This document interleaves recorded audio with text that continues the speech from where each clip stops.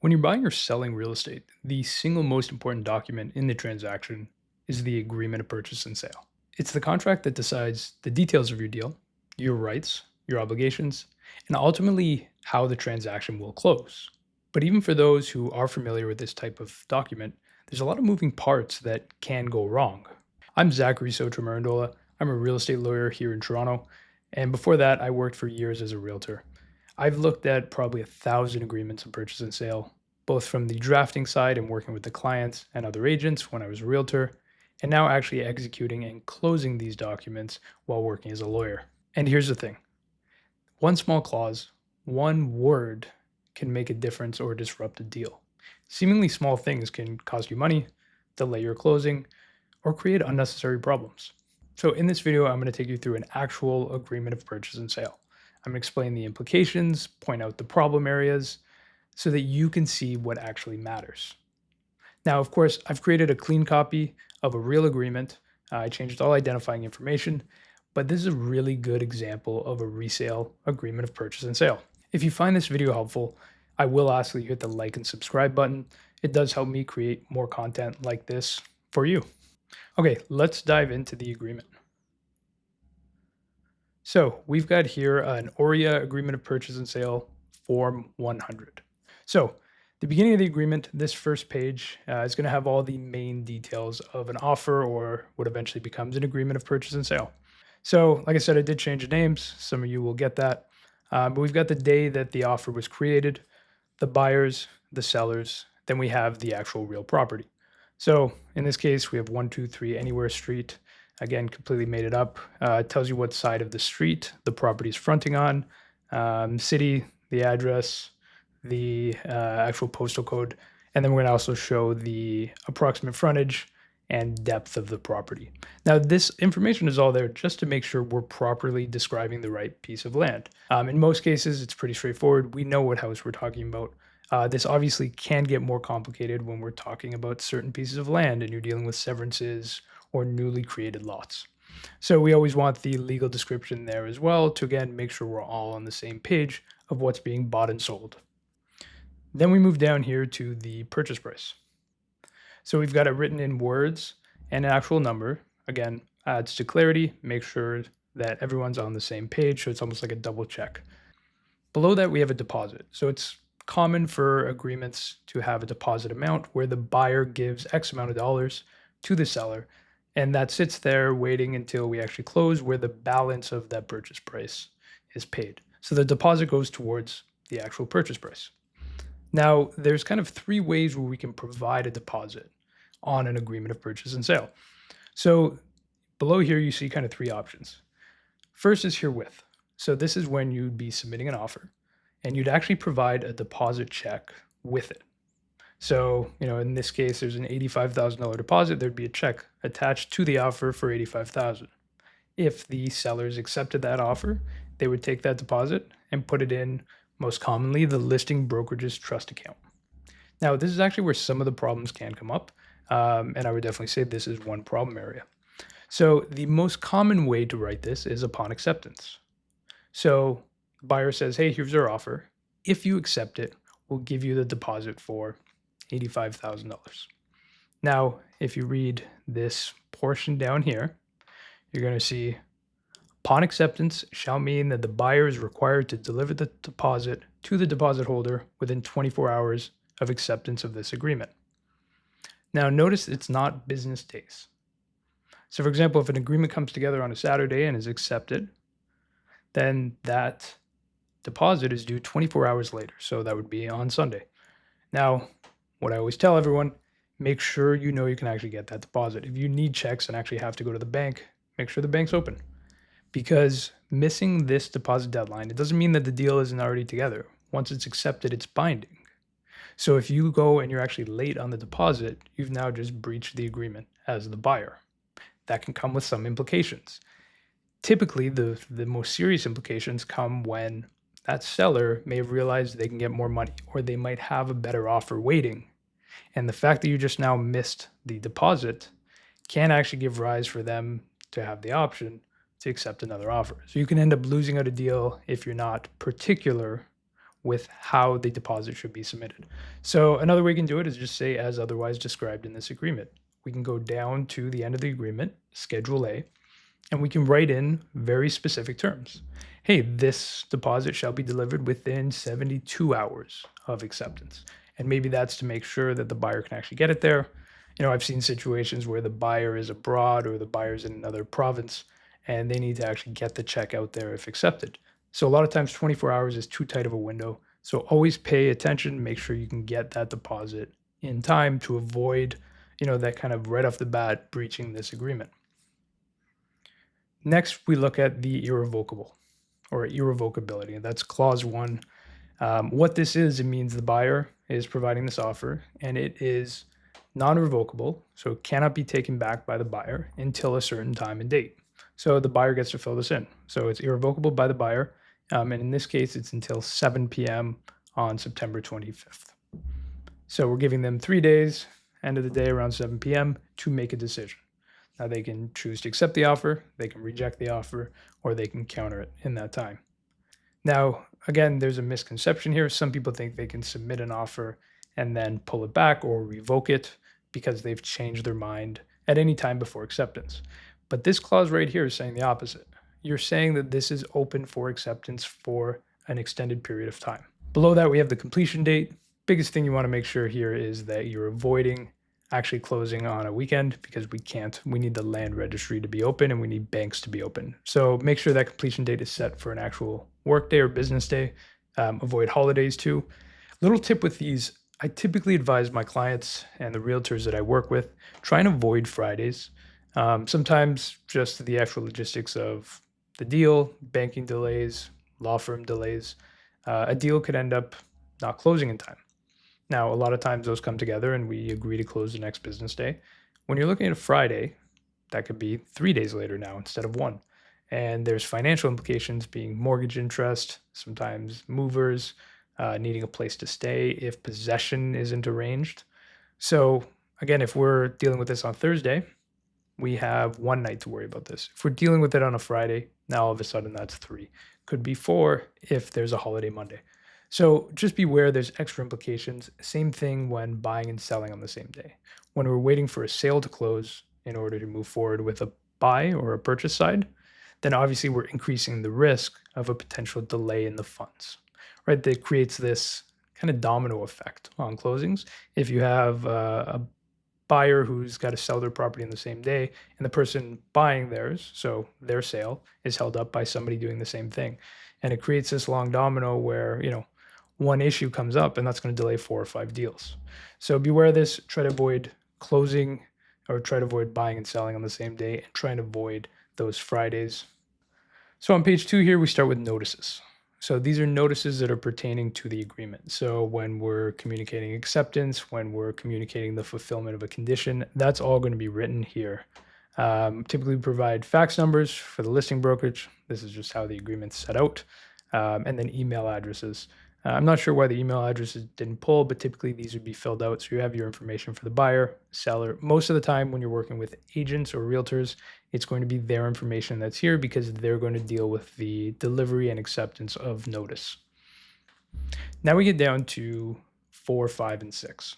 So this is the chattels included, the fixtures excluded, and the rental items. So this is where you're going to state anything that you want to be included in the purchase of the property. Now, same thing for the seller. This is what you're willing to leave in the property when you sell. You're obviously going to be taking your personal items, but these are things, typically appliances, that are to be left because they're not considered fixtures to the property. So we've got things like fridge, stove, dishwasher, washer, dryer, window coverings. Clearly the buyers like the curtains. What we're saying here, unless otherwise stated in the agreement, all these fixtures and chattels included in the purchase price are free from all liens, encumbrances, and claims. So essentially they're free and clear, they're owned, and the seller actually has the ability to convey them. Now this other section, fixtures excluded. Now we're not going to sit here and list the fixtures. We're only going to list fixtures excluded because the law essentially assumes that these are staying with the property. Anything affixed to the property is included. If they're not included, they have to specifically be noted. So, I've seen situations, the most common one I've probably seen is something like a chandelier. something that is, built into the home. It's actually hanging from the roof. And in the case I'm thinking, it was a family heirloom and they wanted to take it with them. So specifically noted was this chandelier. Now, there are going to be situations, there's going to be things where some people may create arguments of, hey, is this a chattel? Is this a fixture? We don't have a perfect list of what falls where. Again, the general idea is if it's affixed to the property, it's a fixture. If not, it's a chattel and has to be specifically included. So my advice always is to be as specific as possible. If you're unsure, just include it. Make it clear. Is this included in the deal or is this not included in the deal? Right? The more specific you can be in all components of an agreement of purchase and sale, the less of a chance that we're going to have any disputes or problems as we work towards closing. Section 6, rental items. I'm going to highlight this again as a potential problem area. So, how this is worded, anything listed in this section, section 6, is something that the buyer is agreeing to assume. So they're willing to assume the rental contract for, in this case, a hot water tank. This is the most common thing we see in the rental items. So the seller is currently renting it. They're paying a price every month and they're renting this specific item. Most of the time it comes with some level of care or maintenance, but that's an ongoing cost. So it's not theirs to sell. So we have to allow for the buyer to actually assume this. So this means that the buyer's assuming it because it's listed. Now, if nothing was listed here and we had NA or none, then anything in the property that's being conveyed, so a fixture like a hot water tank, would have to be free and clear. So this is where I have seen problems where, buyer and seller come to an agreement, this is blank, and then the last minute the seller or the seller's agent comes up to me and says, hey, that hot water tank is rented. We didn't mean to leave it out of the agreement. We need to fix this. Well, the contract now states that the buyer is not to assume anything. So it's now the seller's obligation to discharge or pay that out. So I've seen many situations where that ends up costing the seller, X amount of dollars, sometimes $3,000, $4,000, $5,000 on closing to be able to actually pay this out and to convey free title to that chattel or to that fixture. So beware about this. Make sure that you're double checking it. Like I said, a problem area, make sure that this is accurately written because it does have a lot of financial implications to it. HST, this is where we're stipulating if the purchase price actually includes HST in it. For most resale properties, we're going to have the words included in because any HST that's applicable is included in that purchase price, and HST is typically not applicable to a used residential property. Now, Section 8. This is a title search date. So the one thing I always note with this, 7 to 14 days is usually typical and good for us as lawyers to deal with the title search and to work back and forth with requisitions with the opposing lawyer. Now, sometimes in the negotiation, that completion date is changing. Just make sure that you're updating this date to kind of follow along with that completion date because we have November 14th. And if I remember correctly, we had a closing of November 27th listed on page 1. So November 14th, that's good. It's 13 days before. But if, the sellers countered back and they said, well, actually, we want this to close sooner, so we want it to be October 31st as a closing date, we would need to remember to update this date to make sure it's 7 to 14 days before the actual closing. So these next two pages, pages 3 and 4, are mostly filled with pre-written clauses. There's nothing to actually be inputted or inserted, and typically these aren't going to change. Now, I'm not going to go through and explain the implications. A lot of this has to do with the actual legal process and how the transaction logistics work to get to closing. So I'm not going to go through all of this in this video. These are here to make the transaction go smoothly. That's why in most cases we are working off a essentially templated agreement of purchase and sale. That's the standard in Ontario. It's not necessary. We can create an agreement of purchase and sale on a napkin, though I don't advise that. But all of these clauses are in here to make a repeatable and consistent closing process. It means a lot of our case law is based off of this type of agreement. So it's secure. We're able to look back and have certainty on how these clauses are interpreted by courts. So in a lot of cases, that's the benefit of using this type of agreement because we have settled law. Now, these go through for 2 pages, so I'm not going to focus on that today. We're going to move on to page 5 here. This is the signing page. So typically when the buyer submits the offer, they are signing here. When the seller, a lot of times even if they sign it back, they are signing here. It's just showing that they've looked at the agreement and are sending it back. And then the confirmation of acceptance will be used by the party who accepts. Now, theoretically, you think, well, the seller is accepting. Buyer makes an offer, seller accepts. But in some cases, there is a counteroffer. Now, all of a sudden, this offer is being made from seller to buyer. So remember, page 1, we talked about that irrevocable. That's going to change. You're going to cross out buyer, you're going to put seller. The seller is making an irrevocable offer for X amount of time to the buyer. So the buyer may actually be the one confirming the acceptance. So what that's saying is, any changes to the agreement, both typed and written, were finally accepted by all parties at, and we have a time, and then we have the signature of the buyer or the seller. Now this section here, this is the information for the listing and cooperating brokerages. Then we have an acknowledgement that each party is actually getting a signed copy. And then down here we have what's called the commission trust agreement. These are more particular for the realtors that are actually dealing with these for office use. So again, not much to cover. Finally, we're going to work down to Schedule A. And this is kind of the meat of an agreement of purchase and sale. This is where we have custom clauses. This is what's in most cases going to differentiate an agreement. So we kind of always see this first clause here. And what this says is the buyer agrees to pay the balance of the purchase price subject to adjustments to the seller on completion of this transaction with funds drawn on a lawyer's trust account in the form of a bank draft, certified check or wire transfer using the Links High Value Payment System as set out and prescribed by the Canadian Payments Act 1985 as amended from time to time. In simpler terms, the buyer agrees to pay the balance of the purchase price, so the purchase price minus the deposit, subject to any adjustments. So we're usually adjusting for property taxes in cases of a condo, common expenses. Obviously, this gets a little more complicated if we're dealing with like a tenanted property. Then we're adjusting for rents and we're adjusting for deposits, for rent deposits.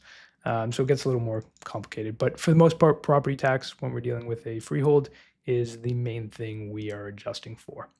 So this offer has 2 conditions on it. The first one, and I'm going to highlight specifically the due diligence section. This is essentially what the buyer's asking to do, or that the agreement is conditional on the buyer doing.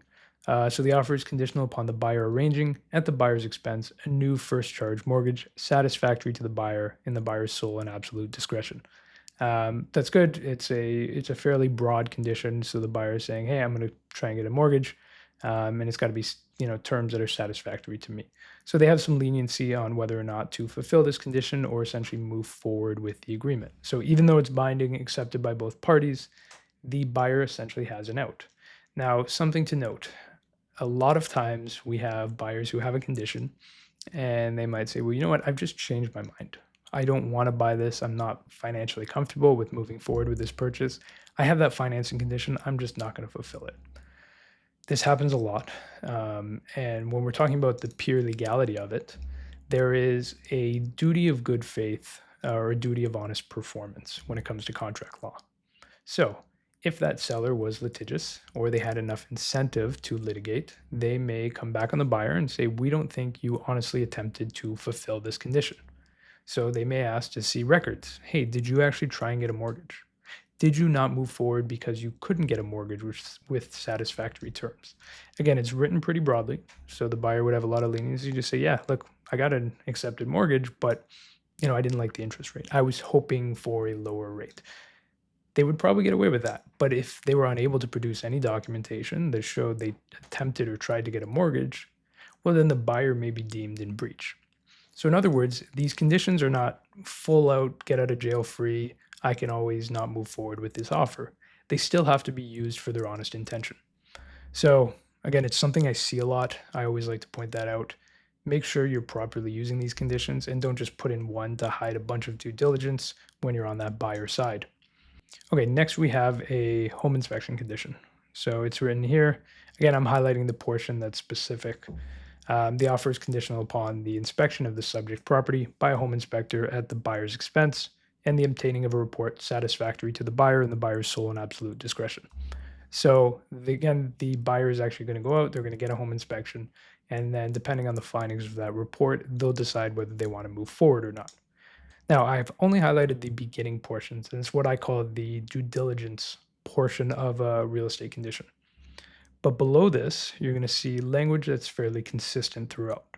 So unless the buyer gives notice in writing, delivered to the seller personally or in accordance with any other provisions for delivery of notice in this agreement, remember that's section 3 that we looked at, or any schedule there too, not later than 11:59 p.m.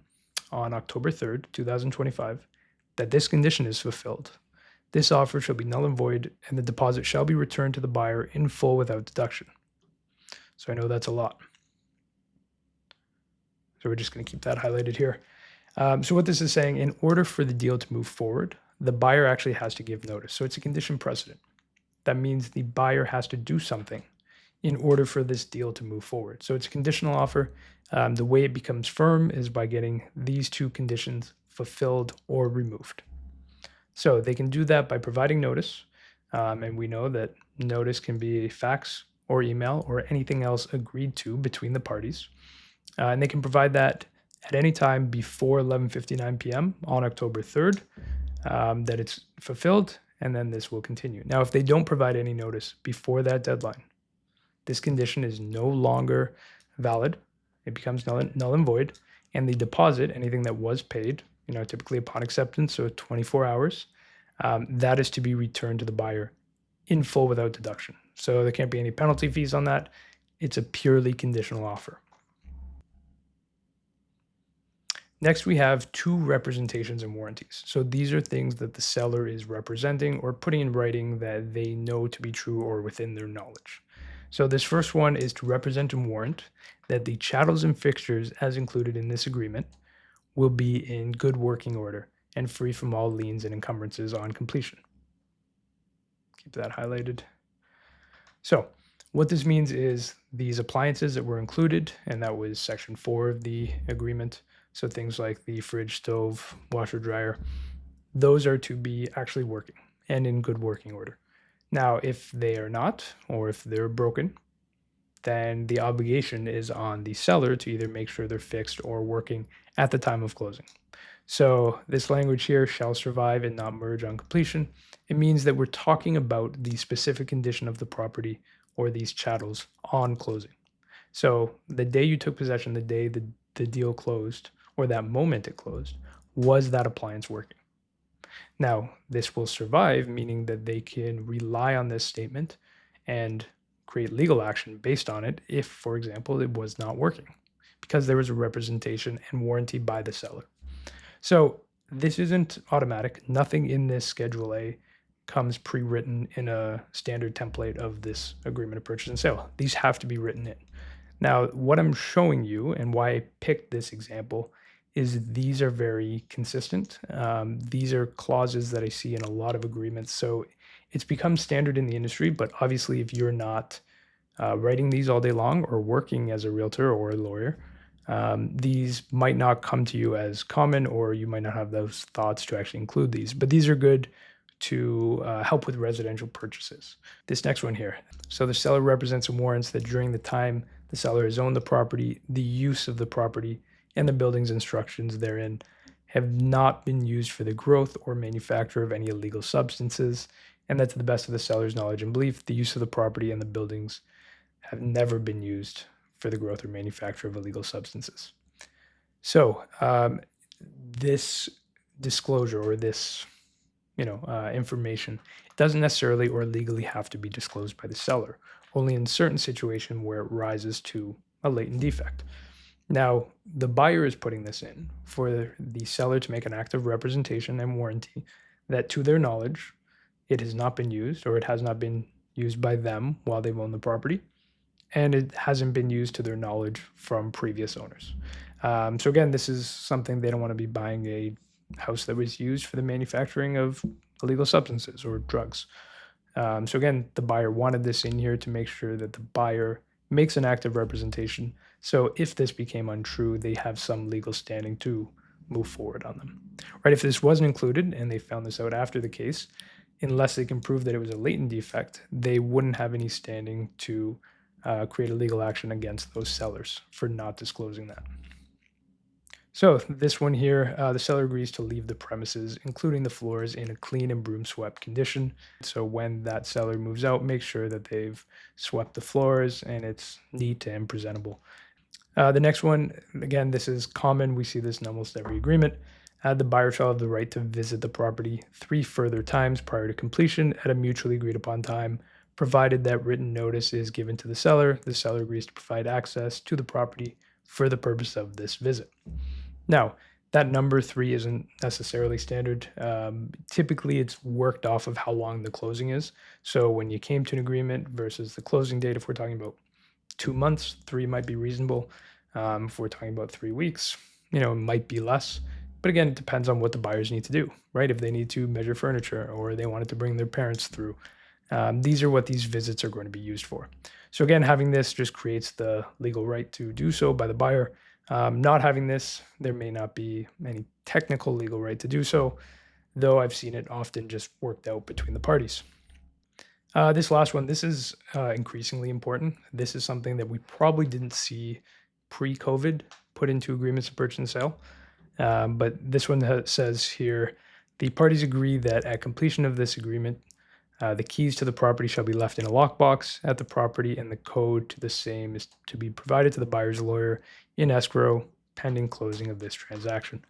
So what typically happens now post-COVID, so if I'm representing the buyer, after we've sent the money and we're getting there to register, the seller's lawyer is going to provide us with a code.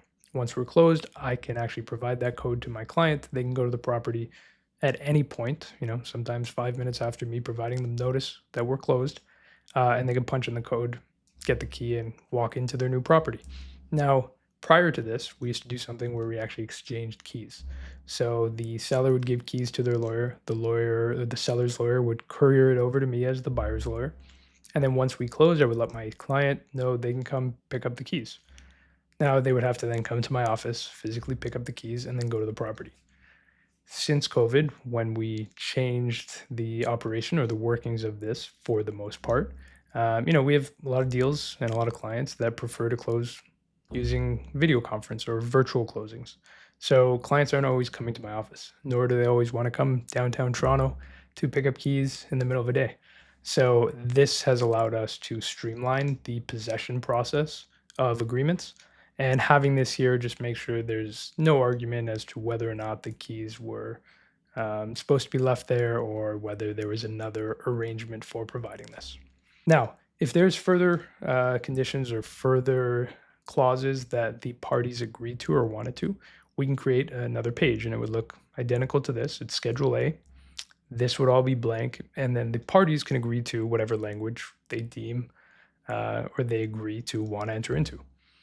Now, there's something also common called a Schedule B. This particular agreement doesn't have one, which nowadays I'd say is more uncommon rather than common. But the Schedule Bs typically are for brokerages, and they've created essentially a standard form that it gets attached. There's usually not a lot of negotiation, and it covers specific brokerage issues. So again, more the operation of how the realtors move forward with the transaction. There are things like how interest is collected on the trust accounts for that deposit. And in some situations, the buyers can actually get that interest back if it exceeds a certain amount of money. There's some other stuff to do with, consent to advertise, things like that. And I'm sure in the future, we'll actually go through a Schedule B and just to kind of highlight these terms. But in this particular agreement, we don't have one here. So this is the full agreement. And there is a clause in here that states this is a compilation of everything in the agreement. So that means that, information that was, for example, on the MLS listing, if that's where the property was listed for sale, they don't form part of the agreement. So the good example is those rental items. Just because an MLS listing said the hot water tank is rented, it doesn't necessarily mean that that's to be a rental item in the agreement. right? The parties may have agreed otherwise. They might have said, okay, I know this is a rental, but our offer is based on you paying that out. So we haven't included it. So unless something is specifically included in this agreement of purchase and sale, it doesn't form part of the agreement and it's not actually in the terms of the deal. So making sure that you have everything that you want in these 6 or 7 or sometimes longer pages is very important. So that's kind of everything that goes through my head when I'm looking through or reviewing an agreement like this. And again, that was just me talking out loud. Hopefully, it was helpful. If you have specific questions, so anything of my explanation or any part of it, or something that you may have dealt with in your own deal or in your practice as a realtor or a lawyer, feel free to leave it down in the comments below, or you can look for my information and contact me directly through my website. So thanks again for watching.